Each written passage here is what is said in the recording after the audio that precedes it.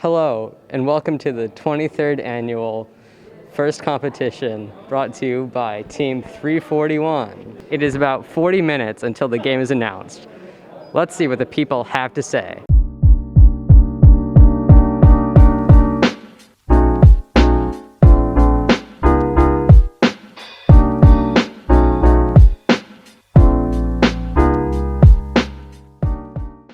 What are you expecting for this year's game?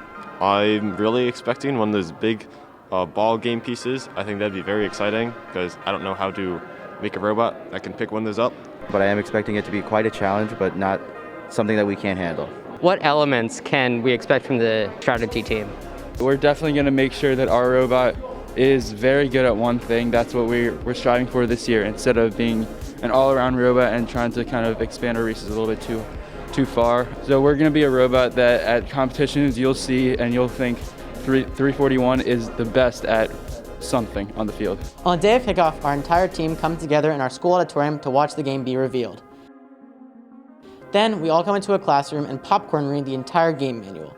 During this, a few of our coaches go to the cafeteria and set up a mock game. This is where a few students act out the game as robots, using the cafeteria tables, tape, cardboard, even plates. This helps us get a better understanding of how the game will actually pan out. Then afterwards, our whole team comes together and we have a strategy meeting to help kind of align what we want to do for the rest of the season, what we want our robot to look like. So what's going on here? I heard you had some good ideas. We majorly were discussing if we wanted to go with a swerve drive or a tank drive. And everybody was saying their own points, and it was kind of a split between veterans wanting a tank drive, like senior veterans, versus most of the newer people wanting to try swerve. So swerve is normally 4 smaller diameter wheels that are all powered and can rotate independently of each other, which allows you to move horizontally and laterally and also pivot and turn easier. While a tank is normally 6 to 8 larger diameter wheels that are all powered parallel to each other, and you can only turn one way at a time. I think it's because the veterans have a history with it, and that's what they know. They don't want to overstep. And I think like more the new people, the rookies, they kind of want to try something new because, you know, this is kind of a rebuilding year. I think overwhelming majority of our team is rookies and newer people. And so we're trying to try new things and we're trying to improve our team. So one great point that was brought up was that many people wouldn't know a swerve drive or a tank drive. So it's no difference. We're trying something new either way. So I think many of the rookies just want to take that leap and try to do something new. They both have their benefits. I feel like swerve might be a little overkill for what we're doing, but tank also has its flaws. Well, it's rough. On the one hand, I think that it could be really good for us to do a swerve drive finally. On the other, I'm not sure we're ready. I'm not sure that we can pull it off this year. Personally, I think we should wait a few years. Give it a bit of time.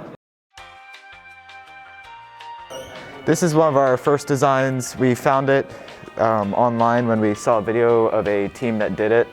What it does is you drive under the mid-bar and latch onto it, and then you rotate it and it lifts the robot as it grabs the high bar, and then it continues to rotate to grab the traversal bar.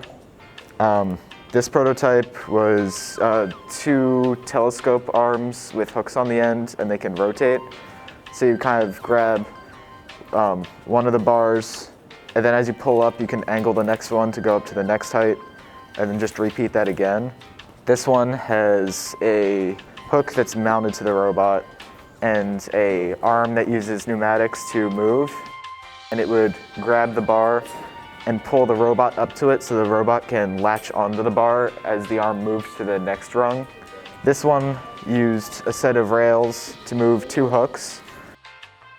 So you would grab one of the bars and then slide the robot across so that the hook can grab the next one. And then you kind of just keep shuffling as you go up the bar. And then we had 2 prototypes that were very similar. One of them was similar to the one with the pneumatic arm, except instead of that, it used a telescoping arm. The other one was based off of a Lego design we found online where, same thing, there's a telescoping arm that brings the bar into a different locking mechanism to hold it in place. So after we made the 6 of these, we talked about each one and narrowed it down to 3, which were this one is the other one, and then a combination of these last 2. and now we're working on making a full-scale model of these, and later we're gonna test them and narrow it down to one.